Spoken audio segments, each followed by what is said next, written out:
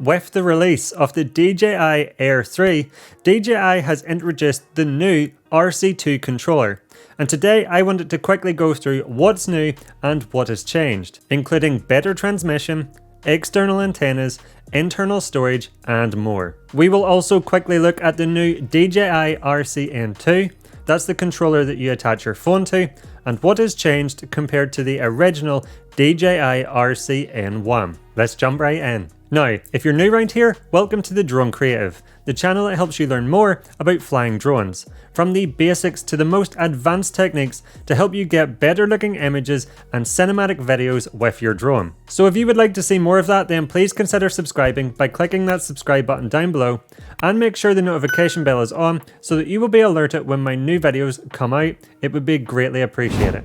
Looking now at the DJI RC2, which is an upgrade over the original DJI RC. When the original DJI RC released, it was a game changer, as before that we had to use the DJI RCN1 controller, which required you to connect your phone, open the DJI Fly app, and use that as the drone camera view. This not only took longer to set up when on location, but also meant you could get things like phone calls or text messages appearing on the screen while flying. The DJI RC fixed this because the screen is built into the controller, meaning you don't need to use your mobile phone to fly your drone. And this controller was also cheaper and lighter than the DJI RC Pro, making it more accessible to more people. Overall, I personally find using the original DJI RC just made the flying experience so much better. Putting the new DJI RC2 side by side with the DJI RC, you can see visually there is not much difference. The first difference you might notice is the new DJI RC2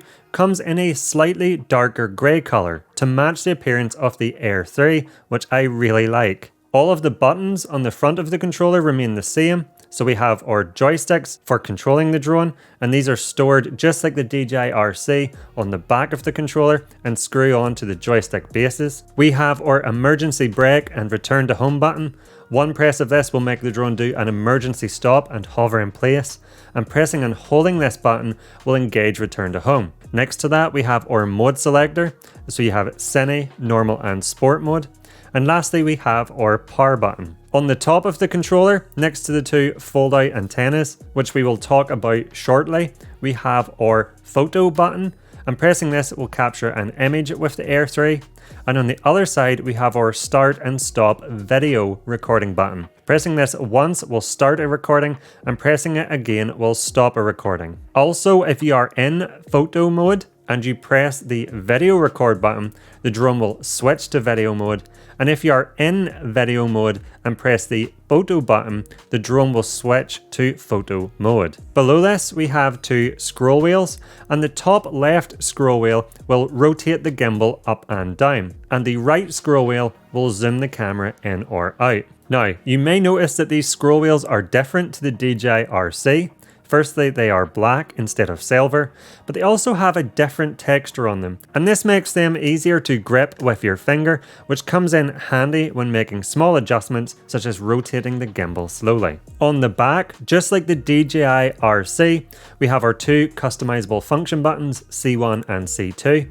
And these buttons can be configured in the drone's setting menu to do a range of things, such as point the gimbal straight down or at the horizon, enable cruise control, and more. The last change on the back of these controllers is you can see that the culling layout has been changed slightly from the middle of the controller to down near the bottom. Looking at the screen of the DJI RC2, you can see this is the same 5.5 inch 1920 by 1080 screen with 700 nits of brightness, the same as what we see on the DJI RC. Personally, I have found this screen to be more than bright enough for pretty much every scenario. I am yet to be out flying and wish the screen would be brighter. You can also swipe down on the top right of the controller to bring down the controller menu and then adjust the brightness, brighter or darker, by using this slider here.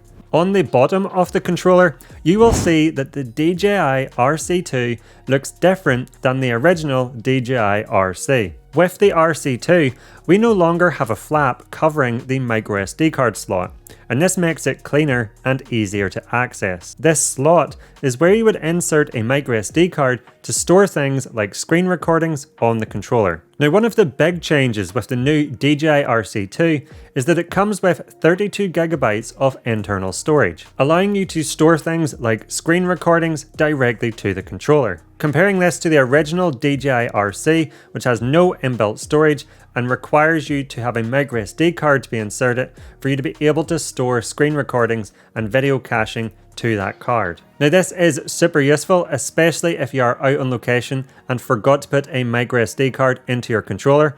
You can now still do screen recordings, store them to the controller, and then when you get home, just transfer them off the controller and onto your computer for editing. And if you want additional storage, maybe you are taking a lot of screen recordings, then you can insert a microSD card into the DJI RC2 to expand the memory. To do a screen recording on these controllers, again just swipe down on the top right of the screen to bring down the controller menu, and then press this screen recording button to start a recording. Looking at the bottom of these controllers again, you will see we have one USB-C port for charging or transferring files of the DJI RC2, and we lose the host port from the DJI RC, which was for connecting the DJI cellular module, and this is now gone from the DJI RC2. Lastly, both controllers have two screw holes on the bottom for attaching accessories such as a lanyard. When it comes to battery life, you can get up to 3 hours using the DJI RC2 on a single charge,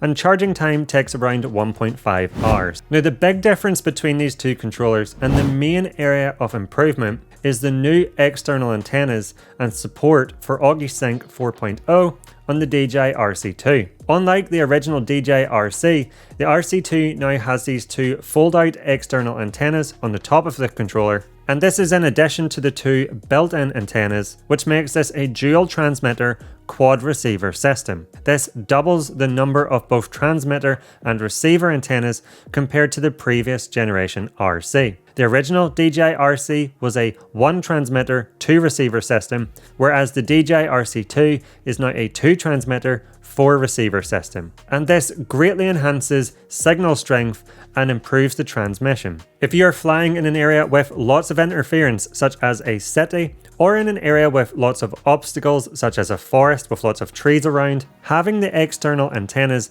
makes the transmission much more reliable. In scenarios where I have been flying before with the original DJI RC and have had lag or dropouts when flying, this has not been happening with the DJI RC2 when flying in them same scenarios. Now, alongside the new antennas, the DJI RC2, when paired with the Air 3, now supports AudiSync 4.0, which is an upgrade over the AudiSync 3.0 and AudiSync 3 Plus supported by the original DJI RC. If you fly in Europe, there has also been a 5.1 GHz frequency band added to improve transmission performance. In terms of max range, the new AudiSync 4.0 system using the DJI RC2 allows up to 20 km FCC and 10 km CE. However, if flying in areas with strong interference such as an urban landscape, you're more likely to get a max range of around 1.5 to 4 kilometers. Now, I never personally fly my drone that far away, but as mentioned, I have found the signal strength and quality to be a massive improvement. In areas where I would have struggled with dropouts before or lag, such as flying low to the ground, in an area with a lot of trees, or around obstacles, the AudiSync 4.0 transmission has been super stable and very reliable, and this just helps your confidence, especially as a beginner when out flying. I would just like to say, however, that although AudiSync 4.0 is a healthy upgrade over AudiSync 3.0, AudiSync 3.0 is still a very good transmission system. Another area of improvement over the original DJI RC is that the performance of the processor on the DJI RC2 has been improved. Switching around menus and making changes is now super fast, whereas before you might have had a little lag here and there. One area I noticed the DJI RC struggle was when using smart modes such as quick shots while doing a screen recording. You would sometimes start to experience lag on the screen, when using the controller, but with the improved performance of the DJI RC2, this makes things much faster. Another area this improved processor is noticeable is when starting the controller. The DJI RC2 boots up a little bit faster than the original DJI RC, allowing you to get in the air and flying quicker. The last area of difference between these two controllers is the weight, with the RC2 being slightly heavier at 420 grams over the original RC at 390 grams. This additional weight is likely due to the additional antennas, but when holding it in your hand, it's hard to notice any difference in weight over the original DJI RC. Now, one thing we have to mention is the compatibility of this controller with other DJI drone models. As it stands when making this video, because the controller supports AugiSync 4.0, the only drone this controller will work with is the DJI Air 3. It won't work with the DJI Mavic 3 Pro, Mavic 3, Mini 3 Pro, etc. Now, I would imagine and predict that future DJI drones will be using AugiSync 4.0 and therefore be compatible with this controller, but this is only a prediction. Personally, I would love to see a firmware update for this controller in the future that would make it backwards compatible with drones such as the Mavic 3 Pro and Mini 3 Pro, for example, but currently the only drone this controller works with is the Air 3. To make things easy, I am going to put a quick chart on the screen which will show you which controllers are compatible with each drone. So feel free to pause the video or take a screenshot for future reference. Very quickly now, moving on to the DJI RC-N controllers and looking at the differences between the new DJI RC-N2 over the original DJI RC-N1. Now, these are the controllers that you have to attach your phone to fly your drone, and looking visually at these controllers, they are very similar. They have the same design, the same button layout, the same cables for attaching your phone, and the same joysticks. The only visual difference is, just like the DJI RC2, the scroll wheels in the back are now black and have a new texture, making them easier to grip. The differences, however, are inside. As with the DJI RC-N2, the video transmission solution has been upgraded and the antenna system has been upgraded from a 1 transmitter 2 receiver system to a 2 transmitter 2 receiver system, allowing AugiSync 4.0 to be used with the DJI Air 3.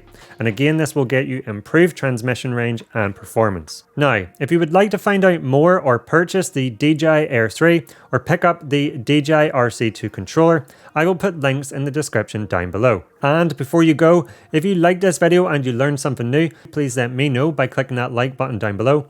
And if you love all things drones and want to know how to get better images and more cinematic videos with your drone, then I have a ton of other content on my channel that will help you level up your drone game that I recommend you check out. If you don't want to miss any of my upcoming tutorials, then please remember to click that subscribe button and make sure when you're down there you click the notification bell so that you will be alerted when one of my new videos comes out.